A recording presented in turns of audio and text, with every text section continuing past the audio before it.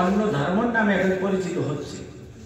তারা সেই তাদের কথিত ধর্মের প্রতি আসক্ত এমন হয়ে গেছে যে এটা থেকে অনেক দূরে চলে গেছে। এখন ওখান থেকে ফিরে আসাই মুশকিল হয়ে গেছে। আর আমরা সেই রাস্তায় দাঁড়িয়ে আছি, সামনে সনাতন ধর্ম মানে গীতা ভাগবত আছে। তা আমরা দুনিয়ার পৃথিবীর সমস্ত মানুষের থেকে এই হিন্দু পরিবার নামে, হিন্দু নামে যা খ্যাত আর কি, এই ধর্মে যাদের জন্ম হয়েছে তারা অত্যন্ত ভাগ্যবান। তাদের একটা সুফল ওঠানো উচিত, আর কেউ করুক আর না। এখন আমাদের জীবন যৌবন যা কিছু আছে, এই দুটো জিনিসকে একই সাথে প্রগতি করার জন্য আমাদের ব্যালেন্স করে চলতে হবে, একটা ব্যালেন্স লাইফ করতে হবে। সে হলো মূর্খ নাম্বার 1, যে স্পিরিচুয়াল সাইডটাকে টোটালি বন্ধ করে তার জীবন যৌবন পুরোপুরি শুধু শরীরের জন্য কাজে লাগে। গর্ধব নাম্বার 1 আছে। বুদ্ধিমানকে যে ব্যালেন্স করে চলছে, এটাও দেখছি ওটাও দেখছি, কিন্তু এই দুটোর মধ্যে স্পিরিচুয়াল প্রগতি, সামাজিক উন্নতি কিসের জন্য দরকার? এই যে সামাজিক তথা শারীরিক উন্নতি কিসের জন্য দরকার? কেন শরীরটা দিয়ে আমরা ভগবান ভক্তি করি। কথাটা বোঝা যায়? মেইন জিনিসটা কি? ভক্তি করে। যেমন একজন কার্পেন্ট্রি মানে কি? হ্যাঁ, মানে কাঠের কাজ করে। কি করে? কাঠমিস্ত্রি কি করে? কোন জায়গায় কাজে গিয়ে 2 রকমের কাজ করে। খেয়াল করে দেখবেন। একটা কাজ কি? গিয়ে বিড়িতে ধরিয়ে এই অস্ত্রগুলো বের করে ঘষা শুরু করবে। এটা ঘষে উতা চাপ করে, এটা একটা কাজ না? তারপরে সে কাঠগুলো এনে মাপ ধরে কাটলো, ঘষলো, এটা করলো, এটাও তার কাজ। এখন কোন কাজটা মুখ্য, কোন কাজটা গৌণ? এই বাটালি ঘষার উদ্দেশ্য কি? কাঠ তৈরি করা, চেয়ার টেবিল তৈরি করা, ঠিক কিনা? ঠিক সেরকম শরীর পরিচর্যার উদ্দেশ্য হচ্ছে পারমার্থিক কাজে লাগা। এখন মিস্ত্রি গিয়ে যদি বিড়ি একটার পরে একটা ধরছে, শুধু ঘষেই যাচ্ছে, সারাদিন শুধু ঘষছে, বাড়ির লোকটা যে মালিক সে কি বলবে? মূর্খ, তোর এই কাজে কি হবে? তুই যে আসল কাজে না করে তোর শুধু এটা দাঁড়িয়ে লাভটা কি? কথাটা বোঝার চেষ্টা করেন ভালো করে। ঠিক সেরকম যারা ভগবত তত্ত্ব বিজ্ঞান জানে না, আত্মা জানে না, পরমাত্মা জানে না, ভগবান জানে না, ভক্তি করে না, খেয়ে এরকম না দুষ দুষে লাভটা কি? তোকে শুয়ারই ভালো যে খাচ্ছে যাচ্ছে আর মোটামুটি বেডের ভিতরে শুচ্ছে, দরকারটা কি? তাহলে বেটা কার্পেন্টারি শুধু ঘষেই যাচ্ছে। সারাদিন যদি ঘষে তো এই বাড়ির মালিক তাকে টাকা দেবে? সারাদিন শুধু খেয়েই গেলাম আর বাথরুম করে, ভগবান কোন পুরস্কার দেবে না। দুনিয়ার মালিক যিনি, কোন পুরস্কার পাবেন না। তো সারাদিন ঘষছে কিন্তু বিকাল বেলা কোনো টাকা পেলে না। মিস্ত্রির মনে তো দুঃখ হবে না কষ্ট হবে না আনন্দ হবে? দুঃখ হবে। সারা জীবনে যতই বডি বানান না কেন, বডি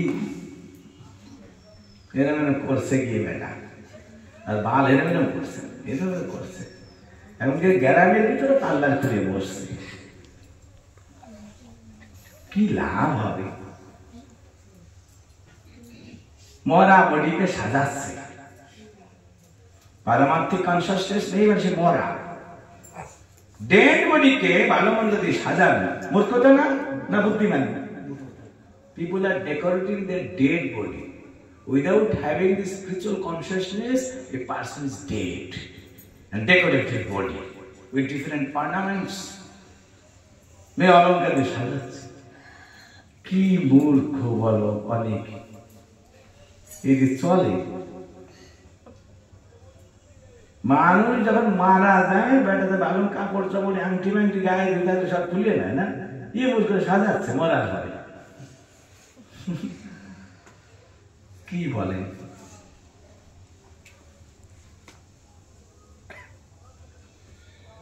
মূর্খের সমাজ। কিসের সমাজ? বলে আমি রাজা। কোথায়? বলে মূর্খের রাজা। আরে দেখি প্রত্যেকে আমাদের দাদুই ভালো। ওই যে দেখেন ওনার বয়সে ঘরের ভিতরে করছে, কাতরাচ্ছে, ডেথ র্যাটলিং বলে ইংরেজিতে, ডেথ র্যাটলিং মরার করছে। আর উনি কোথা থেকে আসছে, এখানে আমাদের যারা আছে সবচেয়ে ওনার বয়স বেশি, ঠিক তো আপনার থেকেও বেশি হবে, অনেক বেশি। অথচ একটা ক্লাস প্রভু মিস করতে চায় না। তার নিজের গাড়ি নেই, অন্যকে বলে ভাই আমাকে একটু নিয়ে যাবে, ভাই আমাকে নিয়ে যাবে, তারা আনে কৃপা করে, তারা নিয়েও আসে, একটা ক্লাস মিস হয় না। কৃষ্ণ কি বিবেক প্রভুকে দিয়েছেন চিন্তা করে। সারা জীবনে অনেক কিছু করলেও বাংলায় একটা কথা আছে, all spoil that ends spoil, ইংরেজিতে বলে, বাংলায় বলে সব ভালো শেষ ভালো যায়।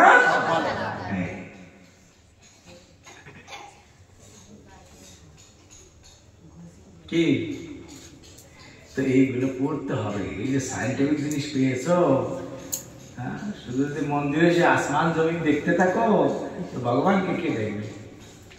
আরে শাস্ত্র কে দেখবে? সায়েন্স এটা খুঁজে বাইর করতে হবে, শিখতে হবে, বুঝতে হবে। কনভিন্স ইয়োরসেলফ, নিজেকে ভালো করে বোঝাও, দেন কনভিন্স আদার্স অলসো, অন্যকেও বোঝাও, তখন আমাদের জীবন সার্থক হবে। বুঝা গেল কথাটা?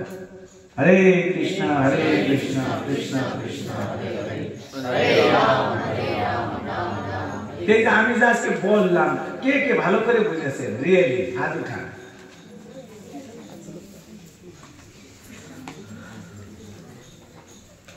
ভগবান জানে কি বুঝেছে।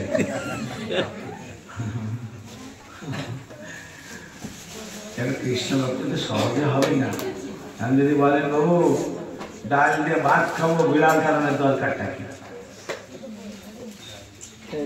কলিযুগের যুগে ধরো নাম সংকীর্তন, এইসব বর্ণ কি, আশ্রম কি, গৃহস্থ কি, সন্ন্যাসী কি করে, আমি শুধু নাম করবো, অত সোজা না।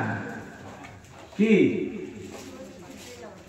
মশালা দরকার আছে, যদি মশালায় পেট ভরে না, কিন্তু মশলা না দিলে আলুর দম ঠিক খেতে পারবেন না। পেট কিন্তু আলুতেই ভরবে, কিন্তু আলু কাঁচা খেতে পারবেন না। হরিনামই সবকিছু হবে, কিন্তু অত সোজা নেই, তত্ত্ব না জেনে। কেন কৃষ্ণ বলছেন জন্ম কর্মে চলে দিব্যম এবং যে ব্যক্তি, ব্যক্তি মানে কি জানে। কেন কৃষ্ণ জানার কথা বললেন? তিনি বলতে পারেন বন্ধ করো ভগবত গীতা, ধরো না জপের মালা, হরে কৃষ্ণ হরে কৃষ্ণ। না, ওই ব্যক্তি গিয়ে বিড়ি ঢুকিয়ে ঘষতে কেন? না ঘষলে কাজ করা যাবে না, কাজই মেইন। কাজ করলেই পয়সাটা পাবে, বসায় কোনো পয়সা নেই, কিন্তু না ঘষলে কাজ করা যাবে না। ঠিক সেরকম শাস্ত্র জ্ঞান না থাকলে ভালো করে ভগবানের ভক্তিতে মন লাগানো যাবে না। বোঝা গেল কথাটা? সেই জন্য শ্রবণ কীর্তনেরও দরকার ভালো করে, বিশেষ করে তত্ত্ব সিদ্ধান্তগুলো আমাদেরকে ভালো করে জানতে হবে। এখন প্রভুরা যাহার হয়েছে, এই যে ছোট প্রভুদেরকে ভালো করে সবাই, মা আছেন যারা, বাবা আছেন যারা, ভালো করে উৎসাহিত করে এগুলো জানা বোঝার জন্য। বুঝতে পারছো? অনেক আরো ট্যালেন্ট হতে হবে। আমি যখন প্রশ্ন করবো সাথে সাথে হলুদ কাপড়দের হাত আগে উঠবে, প্রভু আমি বলবো, প্রভু আমি বলবো, এরকম মনে থাকবে।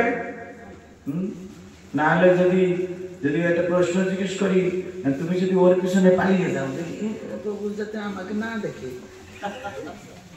তাহলে এবার কি হয়ে গেল?